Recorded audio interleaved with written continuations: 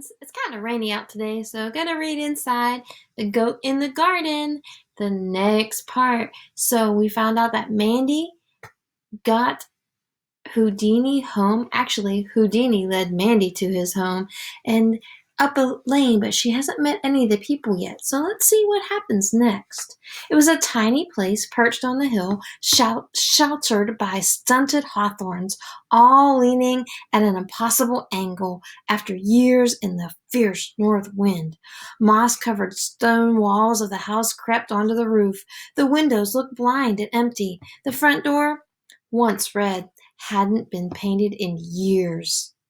To one side of the house stood a long, low barn, windowless and gloomy. To the other was a set of ramshackle outbuildings. Nothing moved. There was no sound. For a moment, Mandy thought the place was deserted. Wow, this has some awesome words in it. Hawthorns, they're kind of plant or trees. It also had deserted and gloomy. Deserted means she thinks there's no one there, no one lives there. And gloomy just means, well, kind of sad.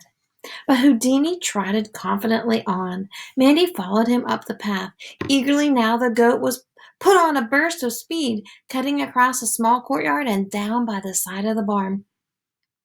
Behind the house, the farmland fell away into the next valley, mile upon mile of new white fields, black outcrops of rock, a silver river winding in the valley bottom. Near at hand, Mandy could hear the sound of running water. She saw Houdini head straight for the stream, frisky as ever. Soon she caught sight of the stream and could see that it was partially frozen over. She heard ice being broken, and then at last she saw a figure standing in the stream.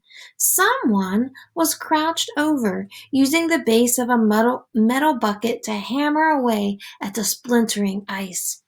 The person was perfectly absorbed in breaking the ice and gathering fresh water. At first glance, Mandy took it for a boy, sturdy and short-haired, muffled in an old brown jacket. But no. Something in the movements told her it was a woman who broke the ice and dipped the bucket into the clear water. The woman must have heard Houdini's firm, crisp footstep. Mandy saw her raise her head. The face broke into a broad, clear smile. She stood up, hands on hips, astride the stream. "So," she said with great delight, "if it isn't old Houdini! You did it again! Found your own way home!" She shook her head and laughed. Then she saw Mandy, and the smile vanished from her face.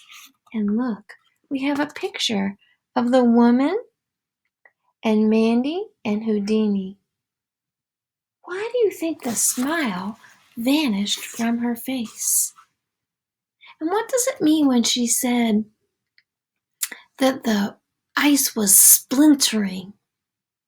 This book has great words to make pictures in your mind or visualize what's happening, but you gotta know what those words mean. So when you think about wood, and when you pick up a piece of wood and you get a splinter in your finger, it's just a little sliver, right? So when she's beating on that ice with that bucket to make a hole in it, in the ice, and the ice is splintering off, what do you think's happening? You think that little pieces of ice are flying everywhere? That's what I visualize in my mind. And it says that she stopped at the end, and the smile vanished from her face. Why do you think just because another person walked up, the smile goes away from the woman's face? Remember, Houdini has been in someone else's garden eating their plants. Do you think that the woman thinks Mandy is there to complain? Could be. Tune in the next time for Chapter 2. I'll give you a glimpse of the picture. Doesn't give us much to go by, but we'll find out what happens when we read the next part of Goat in the Garden.